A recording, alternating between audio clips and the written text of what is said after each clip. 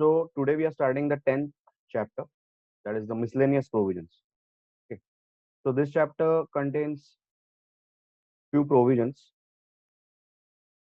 which we need to understand. So which are important from exam point of view, because one question of 4 marks can be asked about these provisions. So these are a compilation of random provisions. So first part of this chapter contains provisions related to registered valuer. Okay. That is the first part about registered valuer. And then we have the company's registered valuers and valuation rules 2017.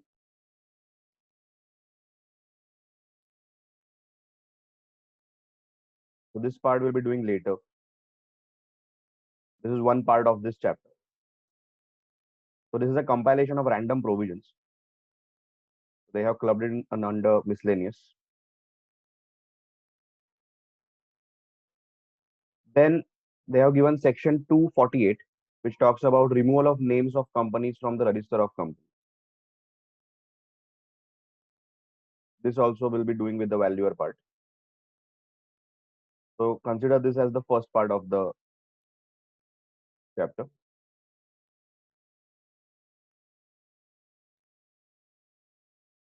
Second part is about section 394, which is about government companies. This is the second part which we'll be doing. Government companies. Then nidhis.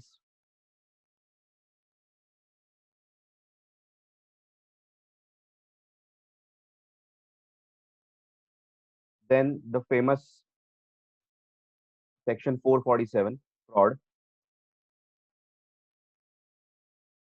Section 450. This is a general penalty clause that in any section of this act, if there is no penalty given, then you can refer to this clause, the general penalty. Then dormant company, section 445. This is same as what we did in inter. That's it. So today we'll be doing the second part first, because that is something which we have touched in inter as well. So we'll be doing government companies, nidhi, fraud, penalties clause, and dormant companies today.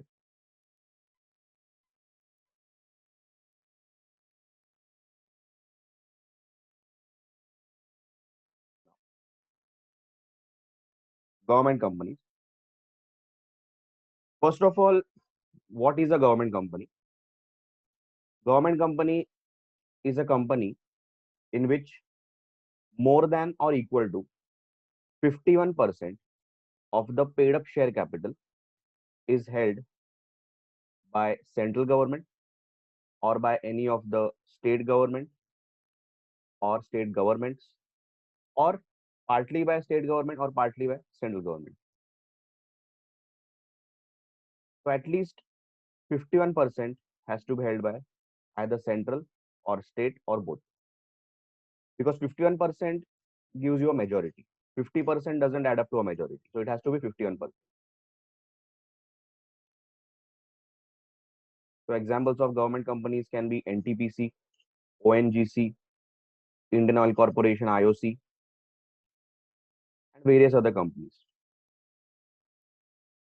Even subsidiary of a government company will be a government company.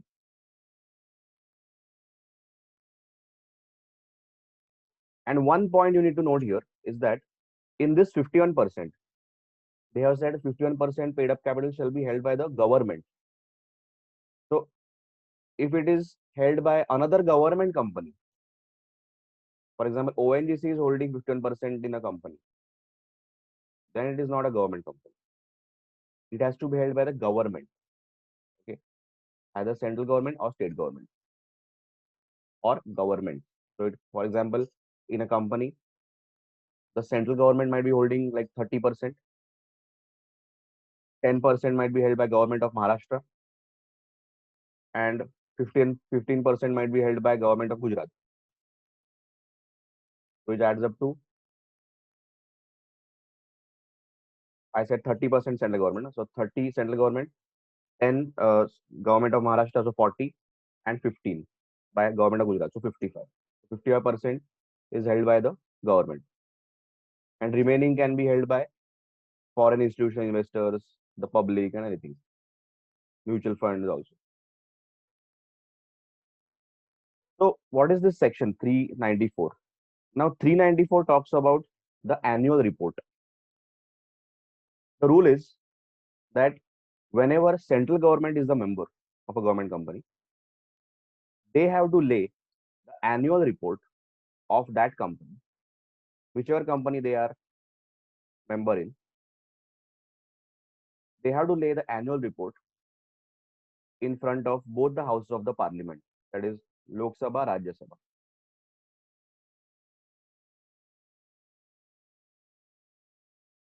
Along with the audit report plus any comments made by the CAG. CAG is the Comptroller and Auditor General of India, who audits government companies. Similarly, if state government is a member, they will also have to lay the annual report along with the CAG audit report and any comments made by CAG in front of the state government, that is the state legislature, that is Vidhan Sabha, Vidhan Parishad.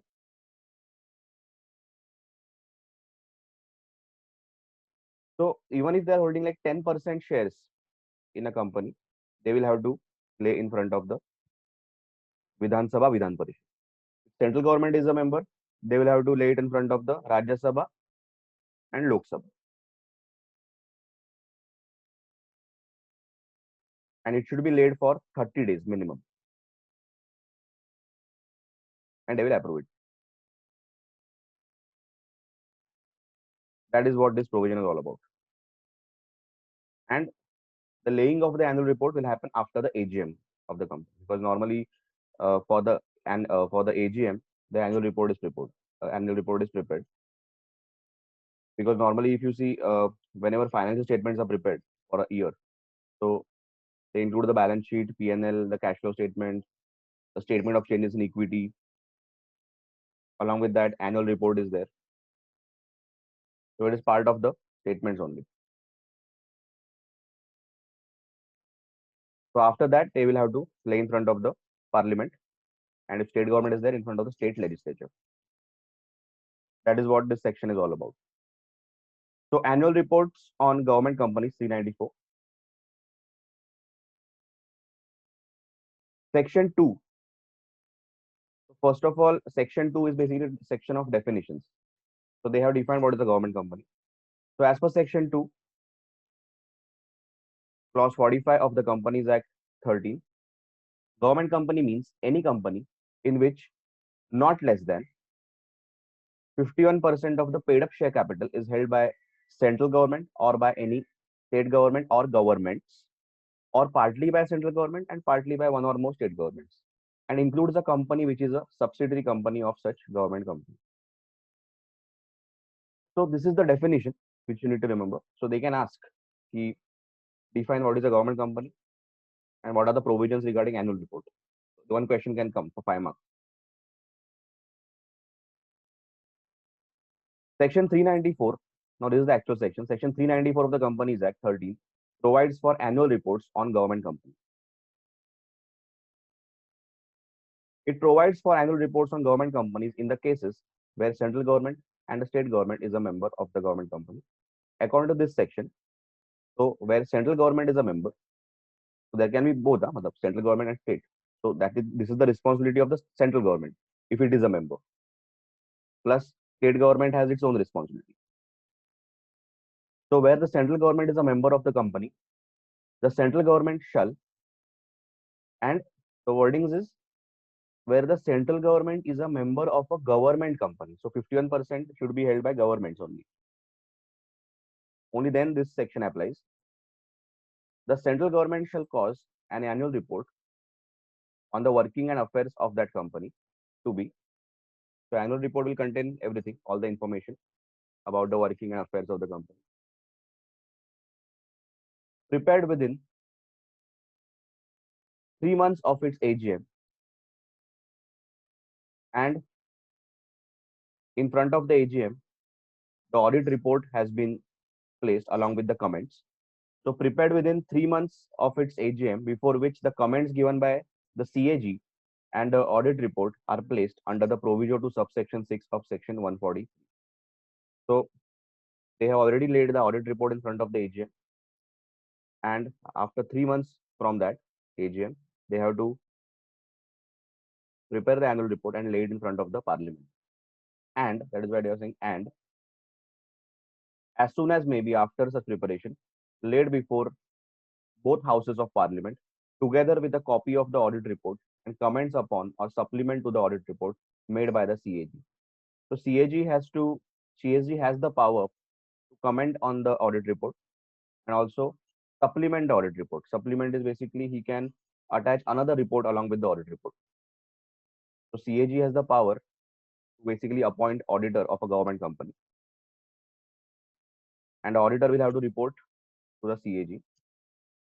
Then CAG can maybe another appoint he can appoint another auditor to audit the company's accounts if he is not satisfied or he wants some more information. So he can appoint some other person to maybe supplement the audit report, to attach another report along with the original report.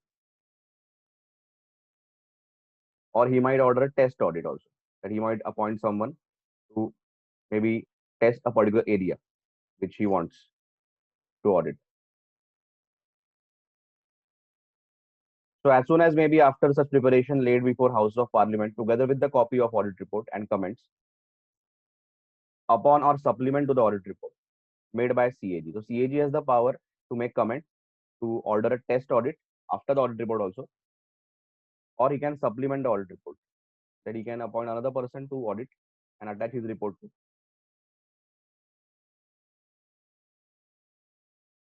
Now, where in addition to the central government, any state government is also a member of the company. The state government shall also cause a copy of the report to be laid before the House or both House of the state legislature, together with a copy of the audit report and comments upon or supplement to the audit report referred above.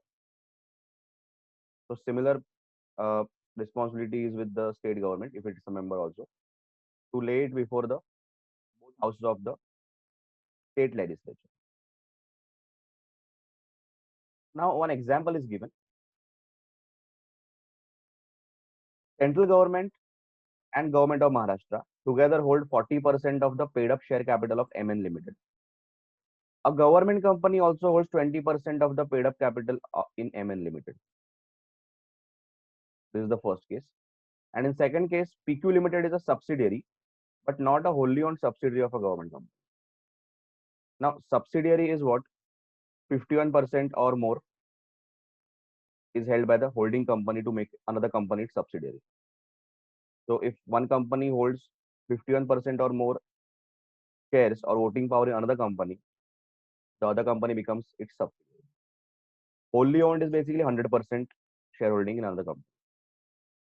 So they are saying it's a subsidiary. Subsidiary means at least 51% must be held by another government company, PQ. So now we have to examine with reference to the provisions of Companies Act 13 whether MN Limited and PQ Limited can be considered as government companies. So in the first case, you can see the governments are holding 40% and another government company is holding 20%. So it's adding up to 60%. But as I told you, the definition says that 51% shall be held by either central government or state government. They are not talking about another government company holding shares to add up to the 51%. So this is not a case of government company, because as per definition, another government company, if it is holding shares, then that doesn't count for that 51%. But in second case, PQ Limited is a subsidiary, but not a wholly owned subsidiary of the government company. Now definition says that a subsidiary of a government company will be a government company. This is meeting that definition. So in second case, PQ is a government company. So first, we need to do the definition. We need to write the definition that according to section 2 subsection 45, government company means a company in which not less than 51% paid up share capital held by central government or state government or governments, or partly by central or partly by state governments. It includes company which is a subsidiary of a government company. So according to definition, in case one, it is not adding up to 51% because government company is holding 20%. So here they have said the holding of the government company in MN Limited of 20% cannot be taken into account while counting the prescribed limit of 51%. But in second case, PQ Limited is a subsidiary, but not wholly owned subsidiary. So as per definition, PQ Limited is government company, as the definition specifies that government company includes company which is subsidiary of a government company. Now, whether wholly owned and partly owned, and that is not given. They are just said subsidiary. Subsidiary means 51% shares are held by another government company. Sorry, yeah, another government company. So that is then makes it a government company only. So PQ Limited is a subsidiary, but not a wholly owned subsidiary of a government company. They are saying if a government company has its subsidiary, that will be a government company only. But here in the first case, they are saying the definition is 51% shall be held by governments. Okay. So only then it is a government company. So 51% is not getting added up here. It is only 40%, and remaining is 20% by held by government company. So that is not it. But from this, what you're understanding, one provision that is coming out from here is that, see the definition, either the governments will hold 51% or another government company will completely hold 51% to make it a subsidiary. It cannot be a combination of both. Because first, this part says what? This part says that either central government or state government together or wholly or partly will hold 51%. So first part is 51% will be held by the governments. That can make it a government company. And this part says that includes a company which is a subsidiary of a company of such government company.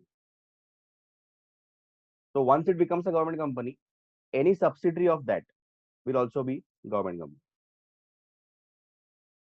So if a government company holds 51% in another government company wholly, then it becomes again a government company.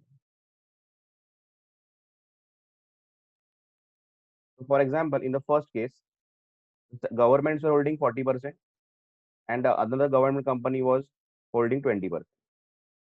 So either this should add up to 51% or either this should add up to 51%. They cannot together be added to make it 51%. That is what the definition says. So either this will add up to 51%, that only the government shareholding, or the company shareholding should add up to 51%. But combined, it cannot be more than 50% to make it a government company. Even if it is there, like this, in this case, it's 60%, but still it won't be a government company because we have to stick to the definition.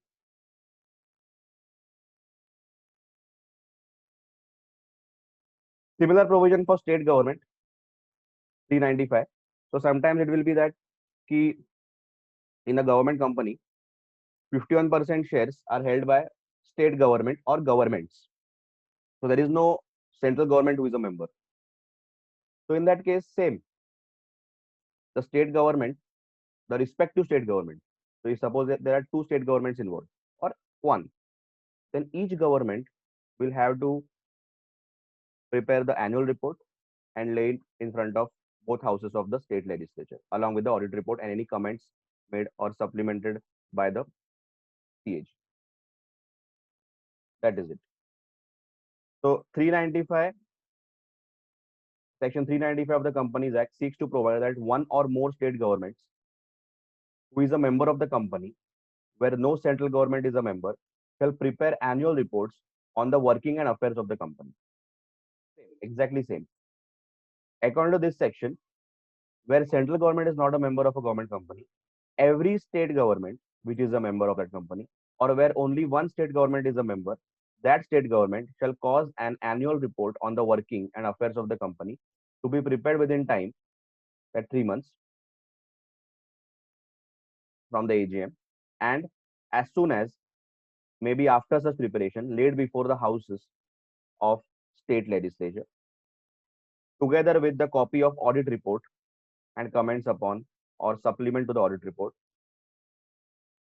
under this section. They are saying that these provisions will apply even to a government company liquidation till it is dissolved. So application of provisions to government company liquidation, the provisions of section 394 shall apply so far as may be apply to government company liquidation as they apply to any other government company. So they will continue applying till it is dissolved. So every year they will have to submit the report to the parliament. So basically the provision in layman terms is that the governments, if they are members in government company, they will have to make an annual report every year, and they will have to lay it in front of the parliaments, respective parliament. In case of central government, it is the Lok Sabha, Rajya Sabha, and in case of state government, it is the state legislation, that is the Vidhan Sabha, Vidhan Parishad, along with the auditor's report, that is the CAG audit report. That is it. Any doubt in this section? Government companies?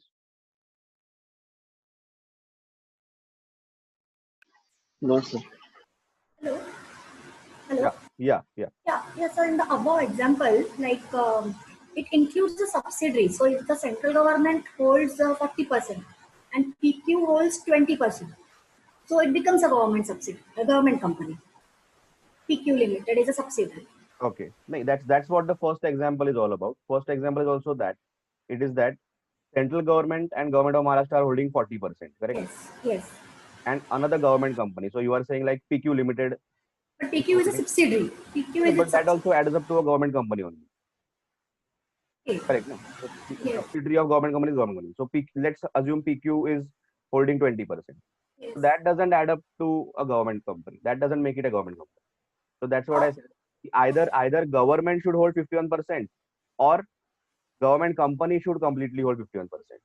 Because but in the above definition, it was somewhere last line was written. It also includes a subsidiary. yeah, that is what. So it includes a subsidiary. But here what is happening? To make it a subsidiary, to make a company a subsidiary of a government company, okay, 51% has to be held by government company, another government company. So here 51% is not held by government company, and also 51% is not held by other governments. So that doesn't make it a government company. It looks like it has become a government company, but it is not. Because the definition clearly says, na, there is a definition here that not less than 51% is held by government or state governments, or partly by state or partly by central. So that is one part. So it should be held by governments, 51%,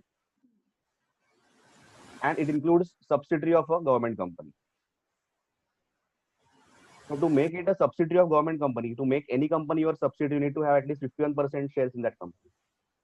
So in this example, both the lines of that definition are not adding up. Okay. It looks like it is a government company, it's not. So in this, if you see, I'll just read the solution. Here, the central government and government of Maharashtra hold 40% of the paid up capital. Government company also holds 20%. In this case, MN Limited is not a government company because holding of government is 40%, which is less than 51%, which is described under definition of government company. The holding of government company in MN Limited of 20% cannot be taken into account while counting the 51%. Now, if this government company had like 51% in this company, then it would become the subsidiary of that government company. Then it would have become a government company. Or if the government held like 11% more, then it would also become a government company. But both cannot be added. That is what they are saying. Yeah, understood. Yeah. Okay. Now next one is Nidhis. Now Nidhi company is a kind of company which is started by the members for the members. So it is again on mutual principles.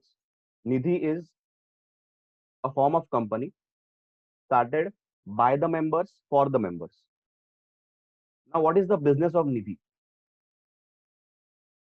Nidhi takes deposits from its members. So those who want to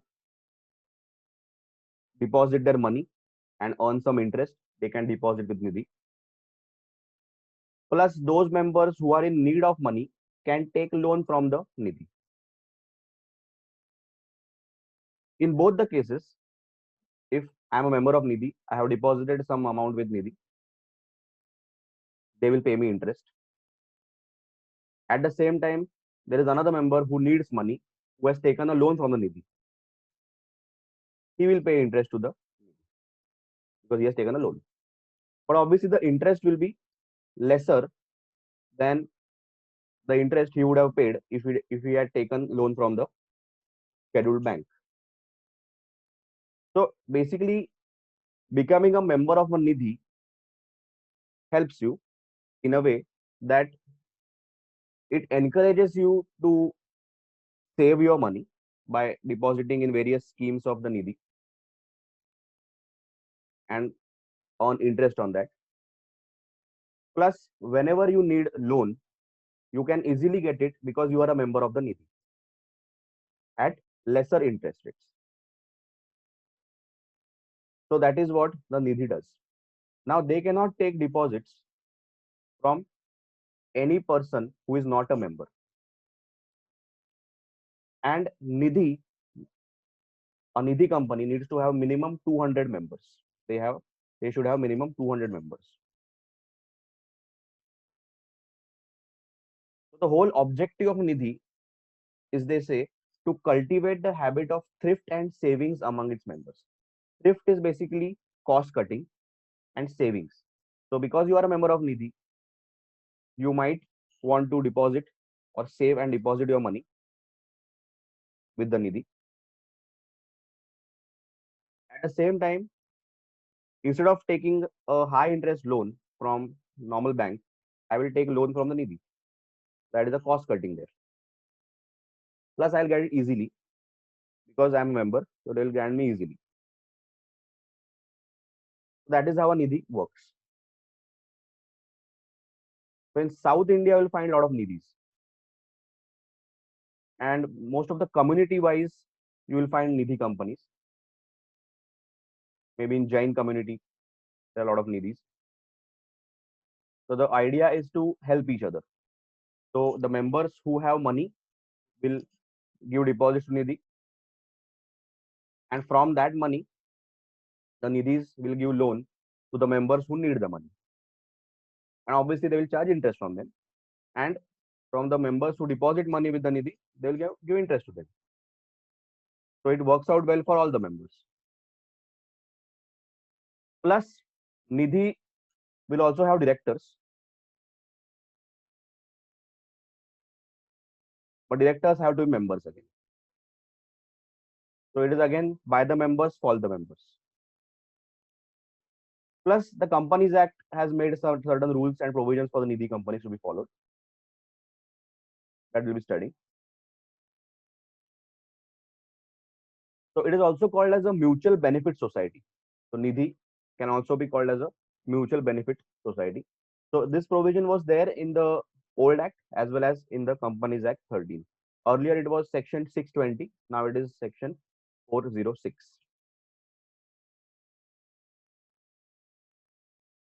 Similarly, minimum paid up capital for a Nidhi will be 5 lakh rupees. To start a Nidhi, minimum paid up equity capital should be 5 lakhs and it has to be a public company. Nidhi company will always be a public company. And one more thing is that they cannot issue preference shares. They can issue equity shares to the members, but it cannot be preference shares. And generally, if you are a member of a Nidhi, you have to buy some shares to become member. Also, one more thing, the basic objective is there. So the MOA will state that the objective is to cultivate an attribute of thrift and savings among the members. Basically, receive deposits and lend. That is what the Nidhi's objective will be. Plus, they can provide locker facilities to the members. That also they can provide. That is one thing that is allowed to the Nidhi. But it should not be more than 20%. That amount, that money that they are getting from that providing the locker facilities, that is the charges they are levying on the locker facilities, should not be more than 20% of the total income of the Nidhi. So it should not be the main business of the Nidhi, locker facility. There are some businesses which only deal in lockers. So it should not be like that. Because your main business is lending and getting deposit. Plus, you are not allowed to market any policy or your basically your deposits. So you cannot advertise. Neither you can solicit the members ki please deposit, please deposit. Neither you can appoint any agents so that they will convince the members ki chalo deposit karo and you are giving them brokerage. No. But you can privately circulate an advertisement among the members that this is the new deposit scheme we are coming out with. Maybe for senior citizens or like that.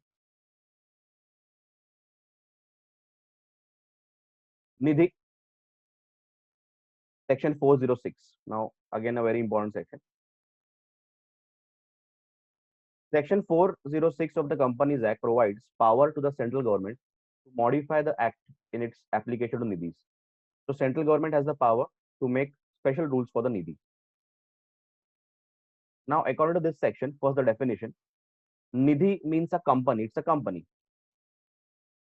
So, one more thing.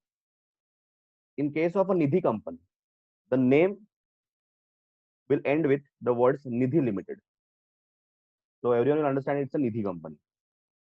So here Nidhi means a company which has been incorporated as a Nidhi with the object of cultivating the habit of thrift and savings amongst its members. Thrift is cost cutting. You are cutting cost by taking loan from Nidhi at a lesser interest rate. Receiving deposits from and lending to its members only for the mutual benefit and which complies with such rules as are prescribed by central government for regulation of such class of company. So object is cultivating the habit of thrift and savings by receiving deposits and lending to its members for their mutual benefit only. So for the members, by the members, it will be started by the members for the members only. Also, it has to comply with various rules prescribed by the central government.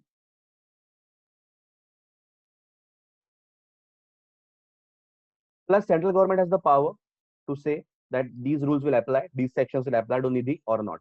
So various sections, if we study from section 149, if we start studying, so there are a lot of exceptions where they have given that this won't apply to Nidhi company or this will apply to Nidhi company with some exceptions. Okay.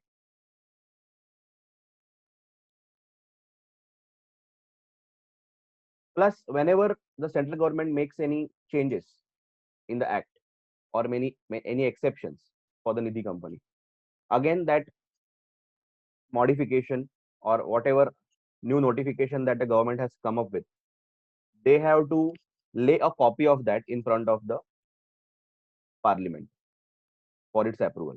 So basically, you are changing the act. So whenever you make any modification in the act, you have to lay a copy of that in front of the parliament. So whenever central government makes any changes in the act, it comes up with new rules. Now in this case for Nidhis, then they will have to make a copy of that and lay it in front of the parliament for their approval. Now parliament will approve it or reject it, or they might approve it with some modifications. They'll say this is okay, but make this change. A copy of every notification proposed to be issued. Sorry, one point I skipped. The central government may, by notification, direct that any of the provisions of this act shall not apply or shall apply with such exceptions, modifications, and adaptations as may be specified in the notification to any Nidhi or Nidhis of any class or description as may be specified in the notification. So government can also always make a notification exempting Nidhi companies or making some new rules for the Nidhi company or a class of Nidhi company. Now, a copy, if the government makes such notification, a copy of that notification proposed to be issued. So first, before issuing that, they shall lay it in front of each house of parliament in rough while it is in session for 30 days. Either 30 days will be either one session or two sessions. And if before the expiry of the session, immediately following the session or successive sessions aforesaid, both houses agree. So basically, if after completing 30 days in the parliament, both the houses are okay with it, or both the houses disapprove it. So both houses agree in disapproving the issue of notification. So either both houses reject it, or both houses agree in making any modification in notification. If they say that there should be a modification, the notification shall not be issued in case they disapprove, or as the case may be, shall be issued only in the modified form. So basically, when you lay that notification in front of the parliament, the houses will either reject it or approve it with modification. So if they disapprove it, then obviously it is, you cannot issue the notification. If they approve it with modification, make the modification and then issue it. So basically, if the central government is making any changes in the rules in the Companies Act, basically, they have to make that notification in the official gazette. But before making that, a draft copy has to be laid in front of the parliament, and it has to be approved by both the House of Parliament, subject to any modification or not. If they approve it, then they will notify it. So basically, before notifying any new section or any new provision or any exemption, they will have to first lay it in front of the parliament, get it approved, and then they can post it in the official gazette to make it official. If it is rejected in the parliament, then there is no notification. Nidhi rules shall apply in relation to the following. Now, what are the rules? Now, every company which had been declared as Nidhi or mutual benefit society under subsection 1 of section 620A of the Companies Act 1956. Now, application. So, the Nidhi rules 2014, which came recently, will apply to the earlier Nidhi companies also, which were Nidhi companies under the Act 1956, or they were called as the Mutual Benefit Society that time. Then every company which is functioning on the lines of Nidhi or a Mutual Benefit Society, but still has not applied to be a Nidhi, will also be covered by these rules. So every company functioning on lines of Nidhi or Mutual Benefit Society, but has either not applied for or has applied for and is awaiting notification to be a Nidhi under the old Act. So which is running as a Nidhi, but they are still not applied to become a Nidhi company under the old Act. So the rules will be applicable to them, or they are applied and registration is pending. Plus every company incorporated as a Nidhi under the new Act, Rest 2406. So Nidhi rules will apply to the old Nidhi companies, which are already Nidhi or in the process of applying to be Nidhi. And obviously the Nidhis under the new Act, 406. Section 406. Now, incorporation and incidental matters regarding Nidhis. A Nidhi is to be incorporated under the Act to be a public company. So it has to be a public company and shall have minimum paid up equity capital of 5 lakh rupees. On or after commencement of this Act, no Nidhi shall issue preference shares. So after the commencement of the Companies Act 13, Nidhi cannot issue preference shares. And if they have already issued under the old Act, they will have to redeem them. If preference shares had been issued by Nidhi before the commencement of this Act, such preference shares shall be redeemed in accordance with the terms of issue of such shares. So they will redeem it whenever the term is over.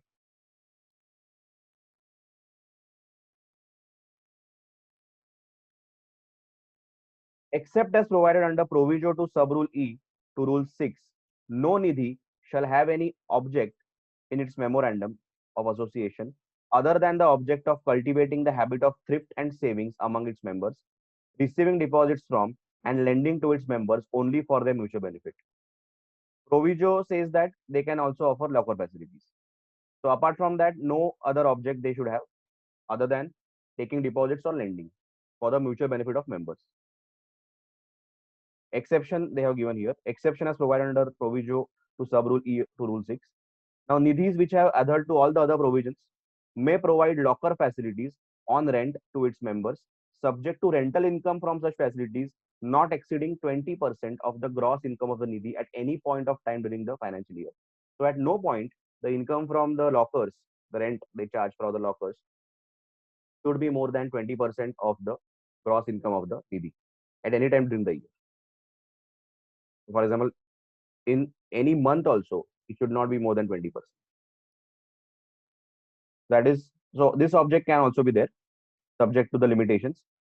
Apart from that, the deposit, accepting and lending is the main object of the nidhi. Every company incorporated as a nidhi shall have the last words nidhi limited as part of its name. Now, there are some restrictions on the nidhi. No nidhi shall carry on the business of chit fund, hire purchase finance, leasing finance, insurance, or acquisition of securities issued by any body corporate. So these are the businesses they cannot enter into. Chit fund, hire purchase finance, leasing finance, insurance, or acquisition of securities issued by any body corporate. So they cannot acquire shares also of another company. They cannot issue preference shares, debentures, or any other debt instrument by any name or in any form whatsoever. Open any current account with its members. So they cannot open current account with its members. So basically, they cannot offer the facility of current account to the member. Like we deposit in the bank in the current account, so they cannot offer that facility. Acquire another company by purchase of securities, so that they cannot do. Acquire another company by purchase of securities or control the composition of the board of any other company in a manner whatsoever, or enter into any arrangement for the change of its management. So basically, nidhis are restricted from buying shares or basically acquiring another company or controlling the board of another company so that to take over its management. So basically, nidhis are uh, prohibited from acquiring another company through share acquisition or to the control of the board, unless they have taken approval of the regional director in that area and also passed a special resolution at its general meeting. So only then they can do it. So they can acquire another company by purchase of its shares or by controlling the board, subject to SR at GM and approval of regional director. So there are two ways to acquire control of another company. Either we acquire 51% shares in that company or we control the board of that company. Now, what is controlling the board of another company? Basically, you have the power to appoint or remove majority of the directors, majority or all of the directors on the board. So you have the power to remove or appoint majority or all of the directors on the board of that company. That means you control the board.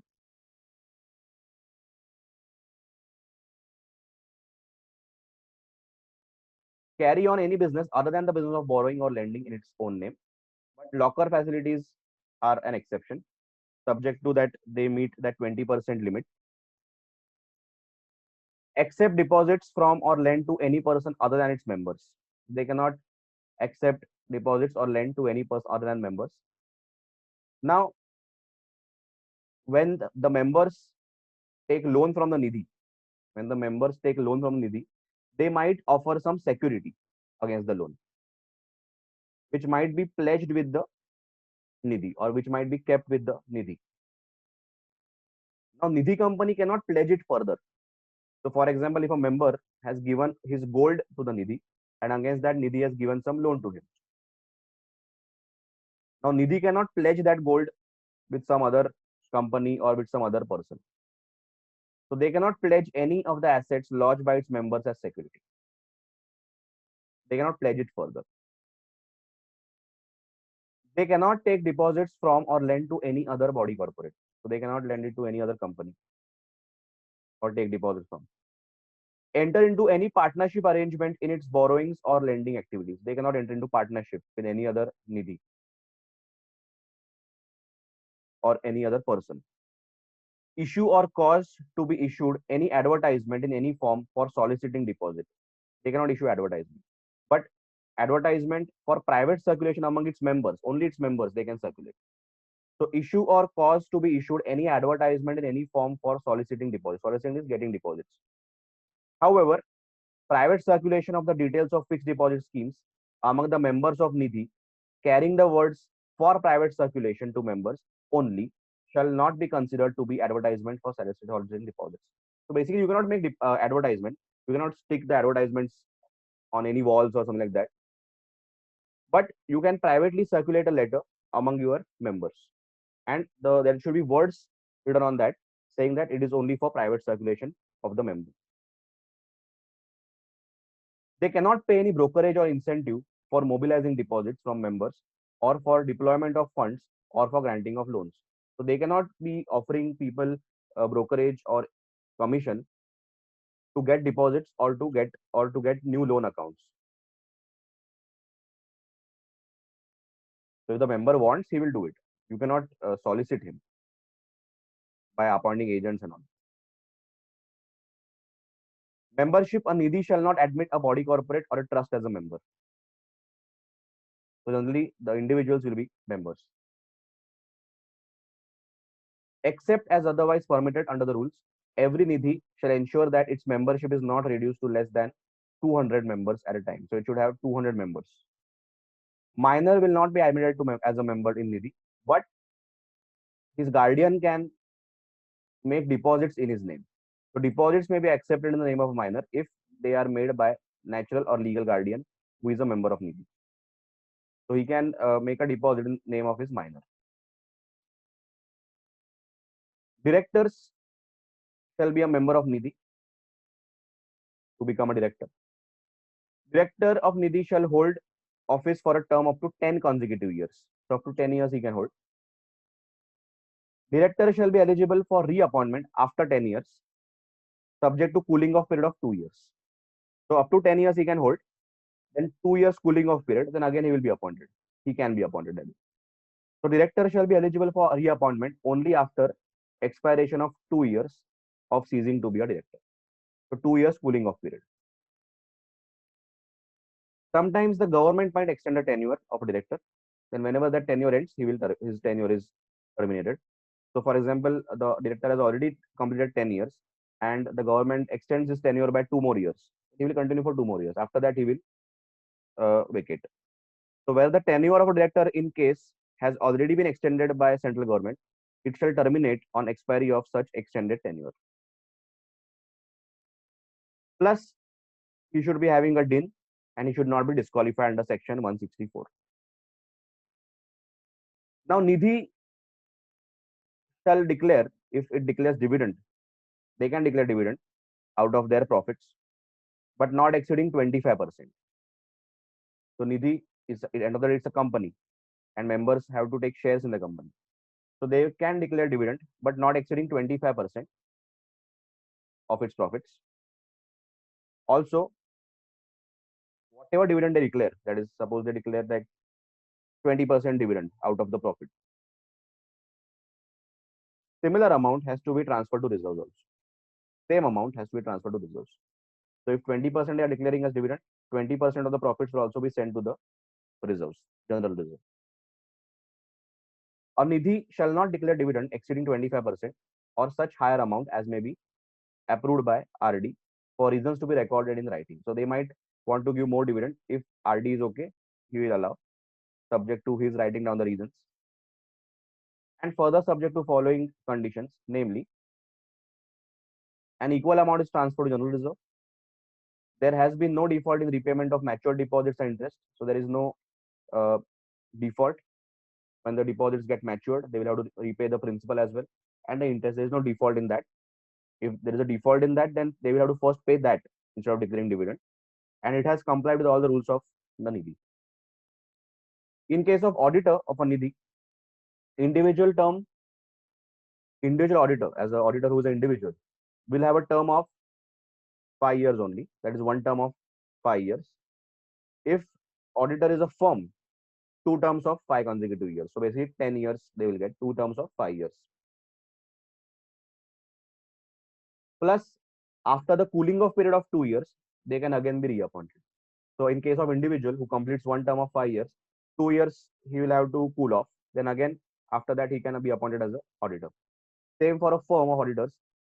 After completing 2 terms, 5 years, they will have to cool off for 2 years and again they can be reappointed. Provided that an auditor, whether an individual or audit firm, will be eligible for subsequent appointment after expiration of 2 years from the completion of his or its term.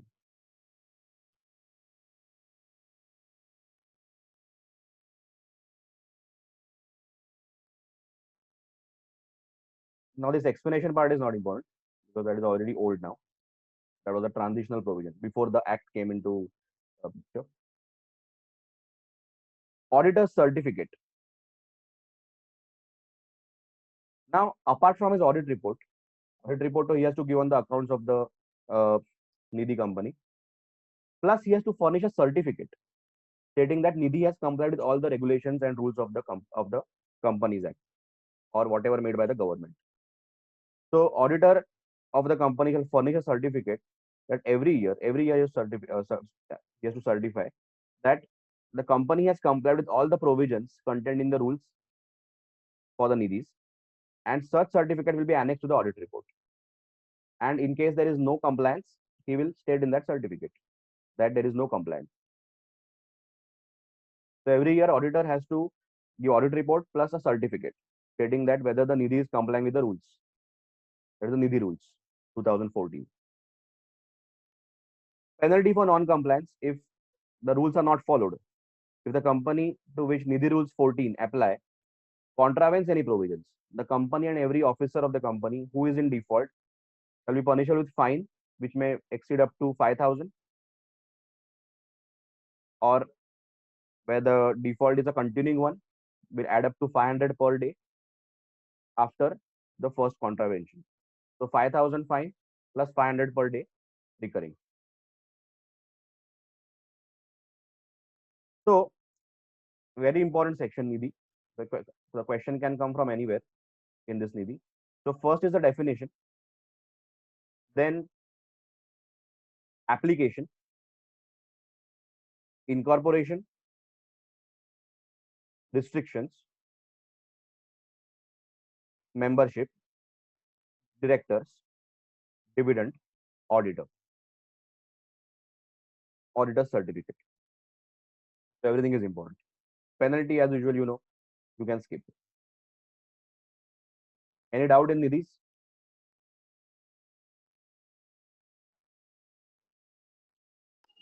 Sir जर निधी company बिझनेसच carry out करू शकत नसेल तर मग profit कसं होणार sir? म्हणजे फक्त lending आणि बॉरोइंगचाच बिझनेस लाईक अ बँक. आता बँक काय करतं?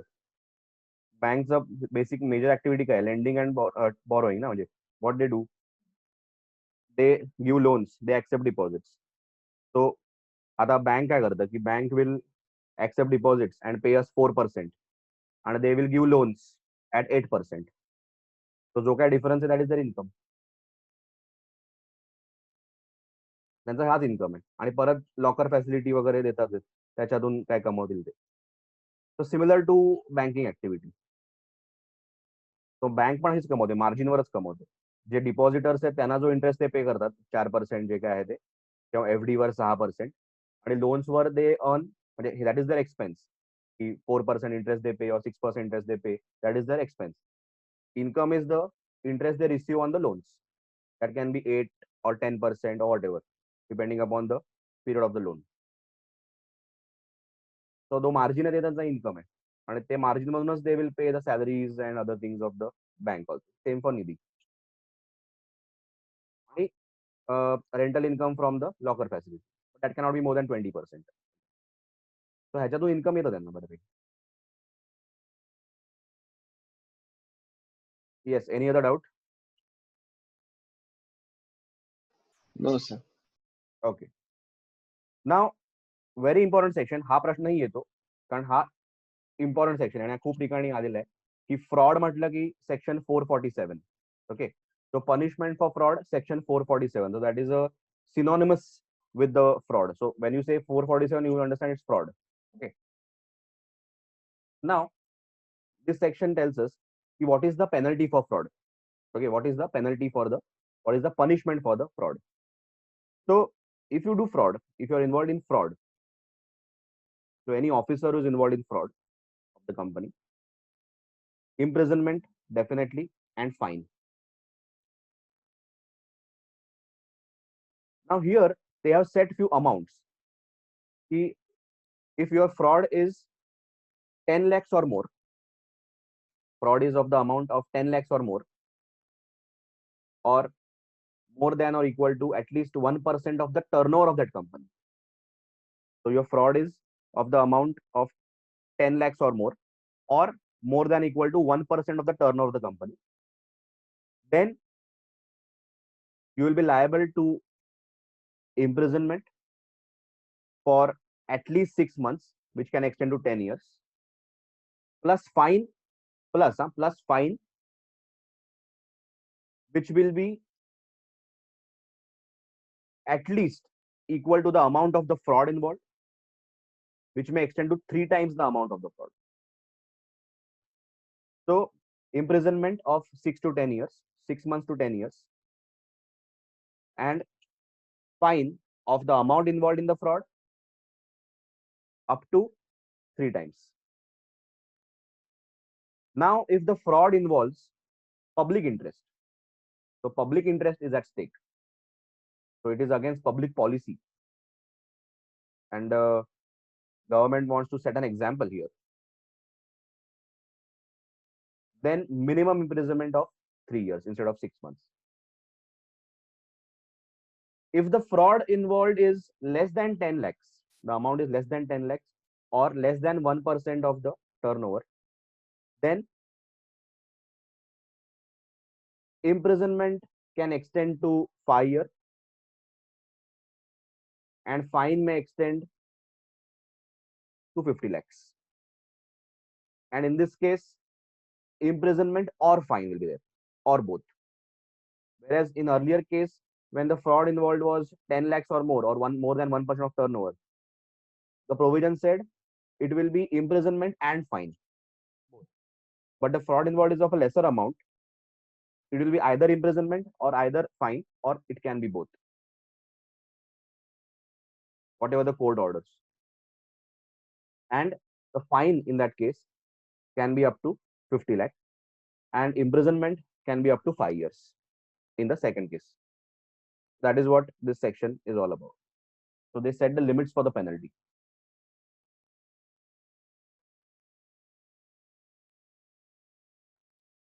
Section 447 of the Companies Act provides for punishment of fraud. First subsection, without prejudice to any other liability, including repayment of any debt under this act or any other law for the time being in force. Now, this section doesn't prohibit any other section. So, penalties under other sections will also apply. Plus, if the money has to be repaid, that also should be done. Apart from that, any other act, maybe income tax act, some other act will also be applicable. Okay, so along with this section, other sections will also be applicable. Any person who is found to be guilty of fraud involving an amount of 10 lakhs or more than equal to 1% of turnover of the company. So limit is more than or equal to 10 lakhs or more than equal to 1% of turnover of the company, whichever is lower, shall be punishable with imprisonment for a term which shall not be less than 6 months, which may extend to 10 years, and shall also be liable to fine, which shall not be less than the amount involved in the fraud, but which may extend to 3 times the amount involved in the fraud. This is the case where the fraud involved is more than equal to 10 lakhs or 1% of the turnover, more than equal to 1% turnover, whichever is lower. And where in this case public interest is involved, public was defrauded, 3 years. Minimum term will be 3 years, not 6 months. Instead of 6 months, it will be 3 years. Where fraud involved is an amount of less than 10 lakhs or less than 1% of the turnover, whichever is lower, and does not involve public interest, any person guilty of such fraud shall be punishable with imprisonment for a term which may extend to 5 years and fine which may extend to 50 lakhs. They have given maximum or both. Now, fraud, as we already know, deceiving someone for undue advantage. So, fraud in relation to affairs of the company or any body corporate is any body corporate, any body, it has become any body corporate, includes any act, omission, concealment of any fact, abuse of position committed by any person or any other person with the connivance in any matter, with intent to deceive, to gain undue advantage from or to injure the interest of the company or its shareholders or creditors or any other person, whether or not there is a wrongful gain or wrongful loss. So, fraud is basically to deceive someone for your own undue advantage. Now, from that, you might have gained advantage or not, that is not a question, but you try to do it. That is more important. They are saying whether or not there is wrongful gain or wrongful loss. So, whether or not the person who was committing the fraud gained something from it, or because of whom the shareholders were incurring loss or not, that is not a question. He tried that, that is the more important thing. So, त्याला जाऊन काय फायदा झाला असेल किंवा शेअरहोल्डरचं काय नुकसान झालं असेल नसेल काय फरक पडत नाही, but he tried to deceive someone. Wrongful gain means gain by unlawful means of any property to which the person gaining is not legally entitled. That is the whole idea of fraud. Wrongful loss means loss by unlawful means of property to which the person losing is legally entitled. So loss that the shareholders or creditors will face. Punishment where no specific penalty or punishment is provided. This is the general penalty clause of the Companies Act. So in any section, if there is no penalty given, जर कुठच्या section मध्ये penalty नाही दिली आहे तर मग हे section refer करायचं, तिथून penalty द्यायची मग. So when the tribunal will decide on punishment, if there is no specific punishment given in that section under which some you can say contravention has taken place, then they will refer to section 2450.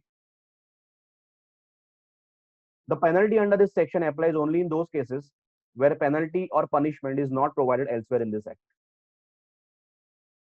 That is why it is the general penalty clause. The penalty that is given here is that the company and every officer of the company who is in default or such other person shall be punished with fine which may extend to 10,000 and continuing default असेल तर 1,000 per day till the contravention continues. So एकदम simple दिला इकडे की 10,000 and 1,000 कंपनीला पण ऑफिसरला पण. लिस्ट ऑफ कॉन्ट्रावेंशन त्याने म्हटलंय कंपनी और ऑफिसर और any other person, any of the provisions of this act are contravened or rules made thereunder, or any condition, limitation, restriction or exemption which was granted subject to any approval. So गव्हर्नमेंटचं approval घेतलेलं किंवा आरडीचं approval घेतलेलं आणि ते तुम्ही follow नाही केलं, the condition subject to which the approval was granted, you didn't follow that, also contravened.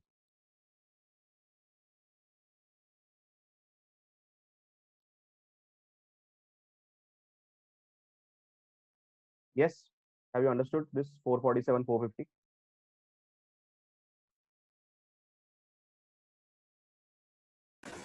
Yes.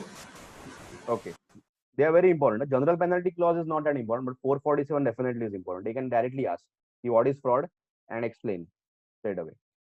So the question can be like this.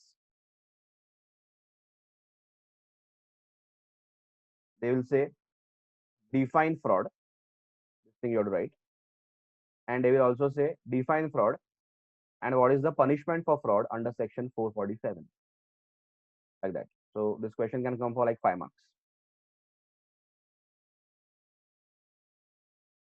General penalty clause, again it's a penalty clause, so you don't need to remember. 447 is again a penalty clause, but that is an important penalty clause, so that you need to remember, and which is asked normally.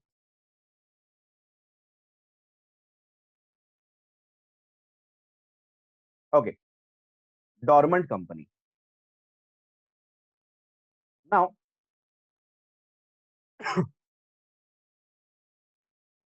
dormant company means an inactive company. Dormant is inactive. Now, if a company is a normal active company, it can become an inactive company if it is not carrying on any business. Okay, it is not carrying on any business, or it has no significant accounting transactions for 2 years now, or it fails to file financial statements and annual return for 2 consecutive years. So inactive company is basically a company which was an active company. Later, they had no business now. They stopped doing business. And for 2 years, there is no business. Neither there are any significant accounting transactions. Significant accounting transactions means purchase, sale, all these transactions are not happening. Only basic transactions like paying electricity bill and all is happening maybe. Or paying some ROC fees, that is all they are doing. So they are not doing any business. There are no significant accounting transactions in 2 years. Or they have defaulted in filing financial statements or annual return for 2 consecutive years. So even if a company defaults in filing financial statements or annual returns for 2 back-to-back years, ROC will straight away put your name in the register of dormant company. They will call you dormant, even if you are active. Okay. So either you are really inactive, or even if you are active, but you have failed to file statements or return with the ROC, they will put your name in the dormant company register. So this is the case of a company which was active and later became inactive. But in the incorporation stage only, so after incorporation of the company, a new company, the members are allowed to incorporate a company and then tell the ROC that, see, we are not going to do business for the next few years, we are not going to do any business, but we want to just incorporate a company and keep it that way. And after few years, we will be starting the operation. So we want to have the legal framework ready. And after 2 years, we will, or maybe 1 year, or maybe we are bidding under this name. And as soon as we get the contract, we'll start the company. So that also can happen, that a new company can be registered as a dormant company if it is not going to start business immediately. And as soon as they start business, they will intimate the ROC that please change our status to active. So that is the incorporation wali company, that company which has just been incorporated. They can also tell the ROC that we are going to be dormant for the next 1 year or 2 years. So please register us in the register of dormant company. And as soon as we become active, we'll let you know. The advantage is that they will not have to comply with all the provisions of the Companies Act because they are dormant. Also, this was the case of a company which was newly set up. Also, an old company which is now out of business and has no transaction for the last 2 years, or active company which has failed to file statements or return to the ROC for back-to-back 2 years, they can apply to become a dormant company. If the company fails to file statement or return, automatically ROC will put you in the dormant company list. But in case you are not doing business for 2 years, there is no significant transaction, you can apply to the ROC telling we have no business. Please record our name in the register of dormant companies. And as soon as the business picks up, we will let you know. But a company can be in the list of dormant companies for maximum 5 years only, not more than that. After 5 years, the ROC will again remove your name from the register of dormant companies and put it back in the list of active companies. So maximum you can be a dormant company for 5 years. And the advantage is that you will not have to comply with all the provisions of the Companies Act. You are exempted from various provisions.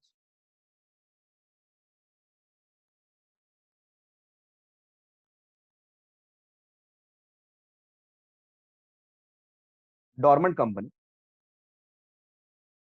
So dormant company are basically the new companies which are just started. They can apply the dormant company, or already existing companies who are now out of business can apply for a dormant company status.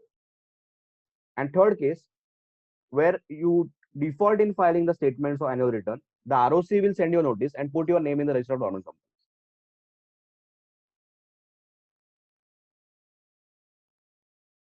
A new section 455 of the Companies Act 13 provides for dormant company. According to this section, status as a dormant company, where a company is formed, this is the first part, where a company is formed and registered under this act for a future project or to hold an asset or intellectual property and has no significant accounting transaction, such a company. So this is a new company which is formed or incorporated for a future project. So project will start in the future, or they have just started a company and transferred all the assets to that company, or maybe some intellectual property rights to that company, right? Copyrights, trademarks, patents, they are transferred to that company just to hold it, and the actual production or the work will start later. And they don't have any significant other transaction. They have no transaction. So that company can apply for status of dormant company, or an inactive company may make an application. Now, inactive company is basically which is not doing business, and for 2 years now they are not having any significant account transaction. Maybe earlier they had, now they are out of business. Or an inactive company may make an application to register in such manner as may be prescribed for obtaining the status of a dormant company. Now, inactive company means a company which has not been carrying on any business or operation, or has not made any significant accounting transaction in the last 2 financial years, or has not filed statements and returns during the last 2 financial years. Now, what is significant accounting transaction? Significant accounting transactions means transactions apart from these 4 transactions. So if the company is just doing these transactions, then it is not significant. So any transaction apart from these 4 will be significant. Then it is not an inactive company. So significant accounting transaction means any transaction other than payment of fees by the company to ROC. That is the basic. Payments made by it to fulfill the requirements of this act or any other law. Payments made under the Companies Act. Allotment of shares to fulfill the requirements of this act. So when a company is formed, they have to allot shares to the subscribers. So that is the basic part. And payments for maintenance of its office and record. They might have office. They might be paying something for the maintenance, electricity, and for maintaining some accounting records. That is not significant account transactions. So anything apart from that is significant, like purchase, sale of goods, like that.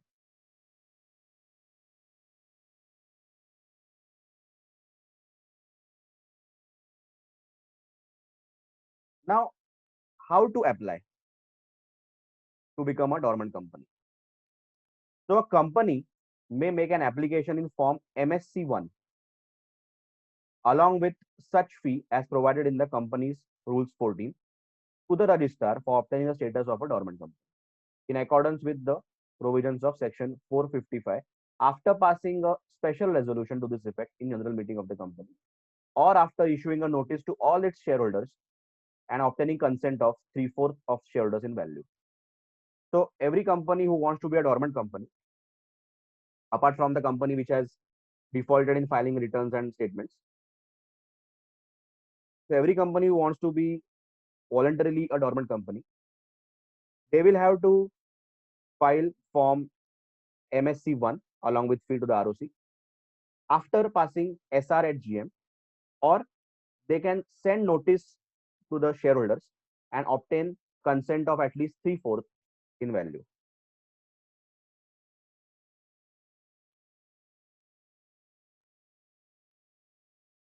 Now, a company can apply to become a dormant company if no inspection, inquiry, investigation is pending against the company. There is no proceedings pending against the company, by or against the company. Company is not a defaulter in payment of public deposits or interest thereon. So it has not accepted deposits. So for example, if a normal company later on goes out of business and they are still not paid the deposits or interest thereon, then it cannot be transferred to a dormant company status. Same way, if they have any outstanding loan, then it can be secured or unsecured. They will not be transferred. Subject to that, ki if the loan is unsecured and if the lender is okay, then they can apply. However, if there is any outstanding unsecured loan, company may apply under this rule after obtaining his concurrence and enclosing the same with the form MSC1. There is no dispute in the management or ownership of the company, and certificate in this regard is enclosed. So there is no dispute in the ownership management. There are no outstanding taxes, dues, duties payable to government or municipality. Company has not defaulted in the payment of workmen's dues, and the securities of the companies are not listed either inside or outside India. So if it's a listed company, then it cannot apply for a dormant company.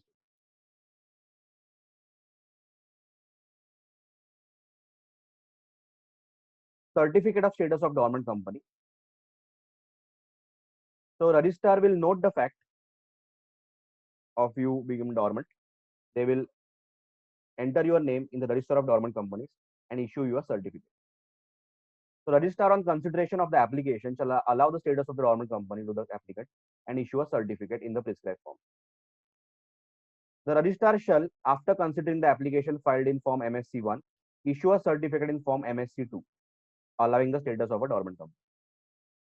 Registrar will have a register of dormant companies and register of active companies. So registrar shall maintain the register of dormant companies in such form as may be prescribed, and the register maintained under the portal maintained by the MCA on its website or any other website notified by the government shall be registered for dormant companies. The MCA, that the Ministry of Corporate Affairs, will notify. See, this is the register for the dormant companies, and it will also be visible in the on the website of the MCA, that is mca.gov.in. Now, this is the consequence for non-filing returns or statements, as we discussed already.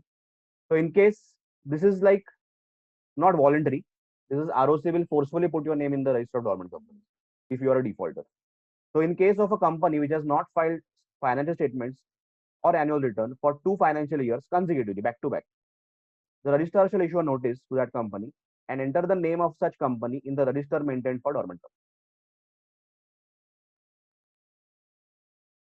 Now, a dormant company, once you are a dormant company, shall file a return of dormant company annually. So they have to file something. So a dormant company shall file a return of dormant companies annually, among other things, inter alia, indicating the financial position duly audited by CA in practice in form MSC 3, along with such annual fee as provided in the company's within a period of 30 days from the end of the financial year. So every year, even if it's a dormant company, every year within 30 days from the end of the financial year, they have to submit a return indicating the financial position, and it should be duly audited by the CA in practice in form MSC 3. The company should also continue to file the return or returns of allotment and change in directors. So if there is a change in directors or change in members, then they will have to intimate the ROC immediately. And within the specified time in the Act, whenever the company allots any security to any person or there is a change in directors of the company. So if new directors are appointed on, they will have to intimate. Now directors in this case, again, for public company minimum 3, private 2, OPC 1, so that is there. So a dormant company shall have minimum number of directors, and they will have to file such documents, pay such annual fees as may prescribe to register to retain its status of a dormant company in the register, and may become active company on application made in this behalf on payment of fees and submission of documents. So minimum number of directors have to be there. If it's a private company, minimum 2, public minimum 3, OPC hai to minimum 1. Plus, to retain the status of dormant company, they are required to submit return along with some fees. And later, they will have to apply for making it active. Rotation of auditors. Now, if you are an auditor of a dormant company, rotation provisions won't apply to you. So normally in case of public company, the auditors will have to rotate. Individual auditor has to be changed after 5 years, one term of 5 years. And in case of firm, the auditor will have to be changed after two terms of five years. But in case of dormant company, he can continue.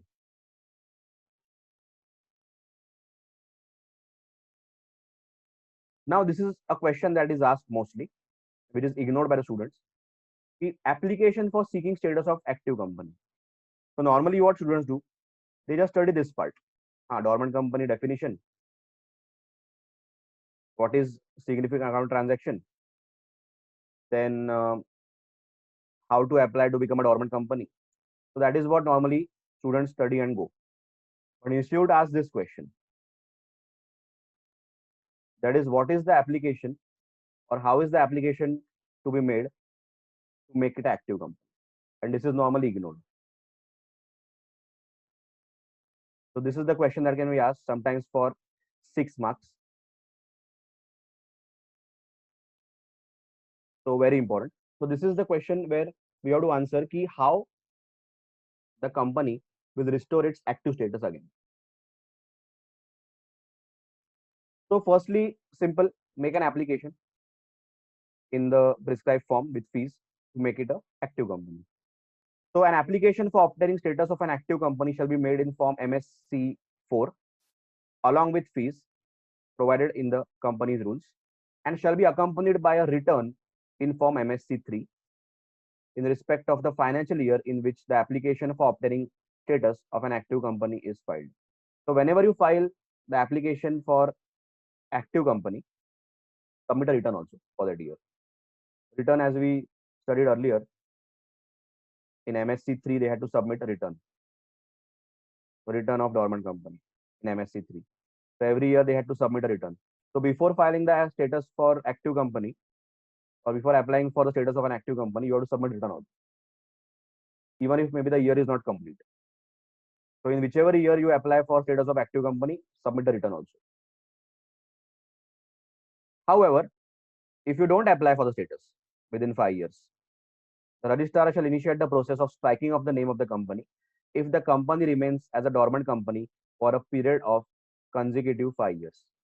So if you are a dormant company for 5 years now, registrar will automatically remove your name from the dormant company and put you into active company.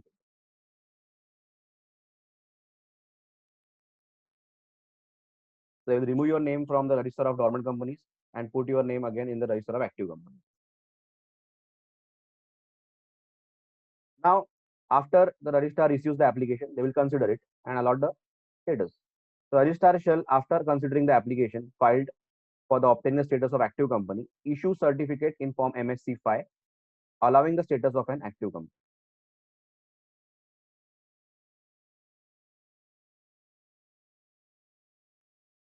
Now, sometimes it might happen that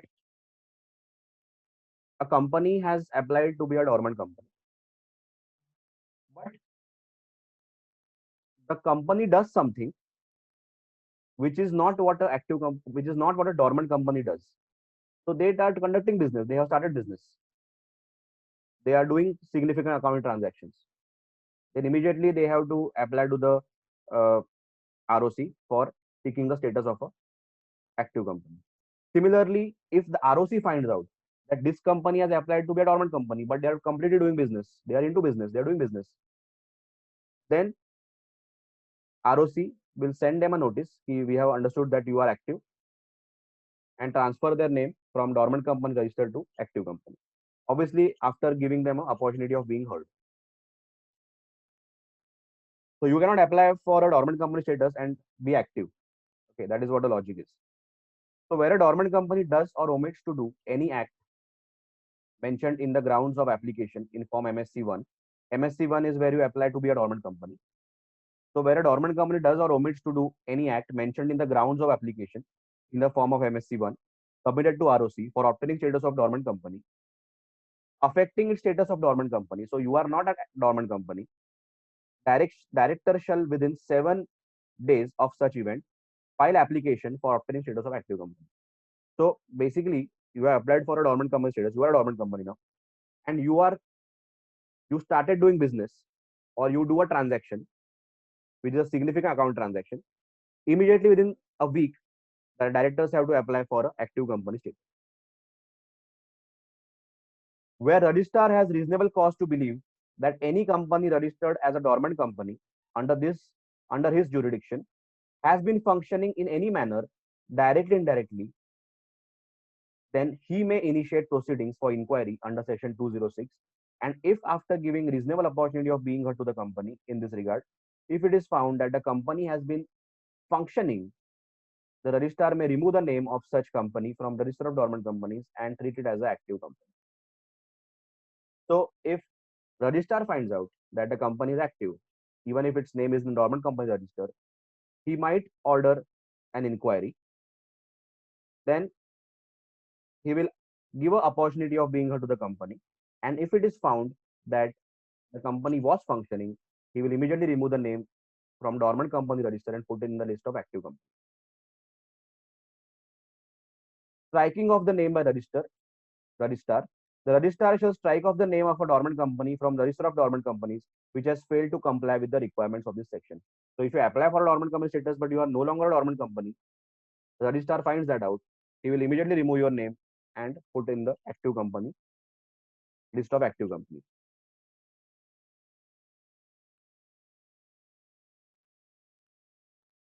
So in case of dormant company, everything is important because it's a new section. So first of all,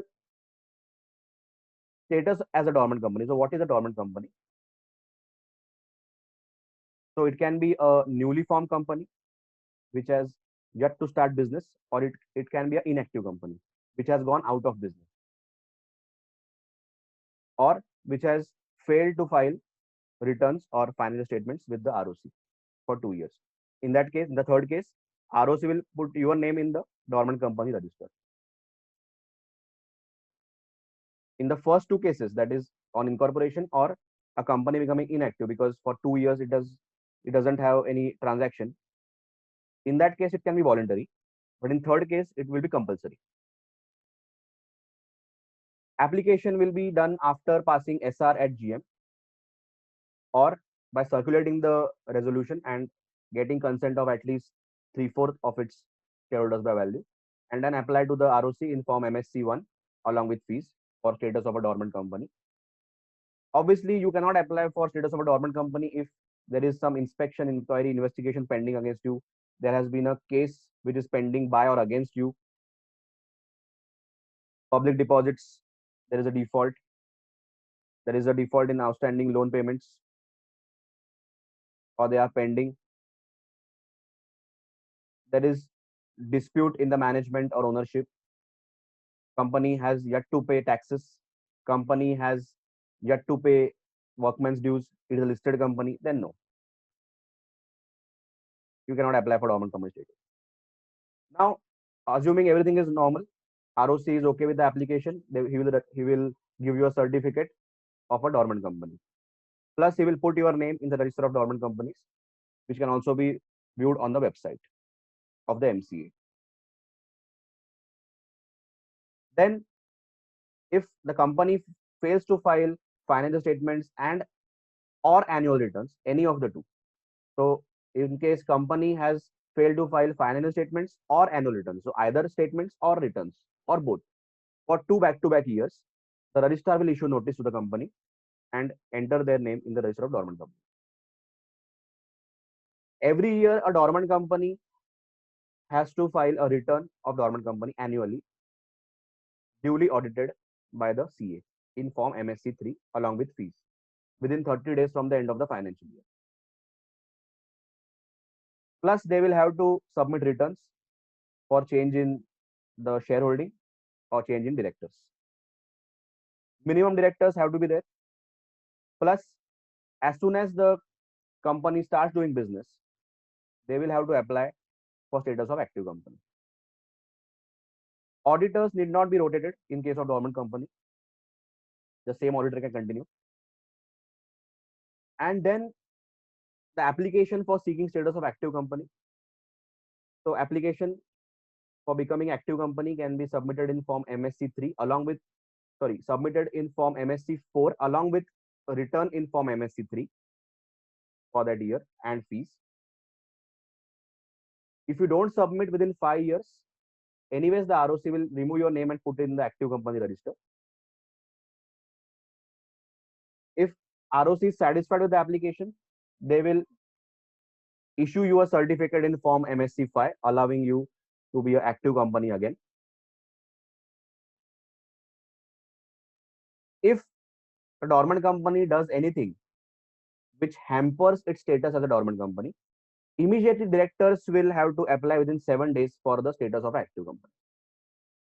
Sometimes if the ROC finds out that you are no more dormant, you are starting business, you are doing business, ROC might order an inquiry, and after giving you a opportunity of being heard, remove your name from register of dormant company and put you into an active company register. Similarly, if you don't comply with any of the provisions of the dormant company or conditions of being a dormant company, ROC will strike your name off from the list of dormant companies and put you in the list of active. That is what this section is all about. Yeah. Any doubts in dormant company? Sir, No, sir. Yeah. No, sir. No, na? No. Okay. So, sir, yeah, हाँ बोल ना. Doubt होता हे eligible dormant कंपनीसाठी eligible होण्यासाठी एवढ्या सगळ्या condition काय आहेत म्हणजे ऑडिट पण करायला लागतं रिटर्न पण भरायलाच लागतो मग असं काय बेसिक कंडिशन्स आहेतच ना. Basic conditions have to be there. So basically ROC wants to know what is happening, what is the status. तो रिटर्न मागितलाय त्यांनी. असं काही खूप कंडिशन्स नाहीयेत, बेसिकच आहेत. म्हणजे एकदम मेजर कंडिशन हे नाही सांगितलंय, म्हणजे मेजर कंप्लायन्सेस नाहीयेत. हे बेसिक आहे की रिटर्न फाईल करा अॅन्युअली, म्हणजे काय पोझिशन आहे कळवा. मग डिरेक्टर्स तुमचे चेंज झाले तर कळवा. बस तेवढंच. म्हणजे ते एलिजिबल टू अप्लाय साठी जे कंडिशन्स आहेत ना त्याच्याबद्दल बोलतोय. म्हणजे हे सगळं ना, हे सगळं ना, म्हणजे एलिजिबल, नो इन्स्पेक्शन वगैरे ते म्हणतो. पण हे तर ऑब्वियस आहे ना, बिकॉज तुमच्या अगेन्स्ट जर इन्स्पेक्शन इन्क्वायरी चालू आहे तर हाऊ कॅन यू अप्लाय मध्येच फॉर डॉर्मंट कंपनी स्टेटस. किंवा तुमच्या अगेन्स्ट केस चालू आहे किंवा तुमची कोणाच्या अगेन्स्ट केस चालू आहे तर हाऊ कॅन यू मध्येच apply for dormant company status. तो असं काय असेल तर कशाला तुम्ही अप्लाय करताय. किंवा तुमचे डिपॉझिट पेंडिंग आहेत, तुम्ही लोकांना पे करायचे बाकी आहेत, तुम्ही लोन घेतलंय ते आउटस्टँडिंग आहे, किंवा मॅनेजमेंटमध्ये डिस्प्यूट आहे, तेव्हा तुम्ही मध्येच कुठे डॉर्मंट कंपनीसाठी अप्लाय करताय. लॉजिकल आहे ना, टॅक्सेस ड्यू आहेत. तो हे सगळं. त्याने सांगितलं की हे सगळ्यामध्येच तुम्ही डॉर्मंट कंपनीमध्येच कुठे बनताय. तुम्ही पहिलं सगळं करा, मग डॉर्मंट कंपनीसाठी अप्लाय करा. Secondly, if you are listed तर how can you become dormant company. You have to be active.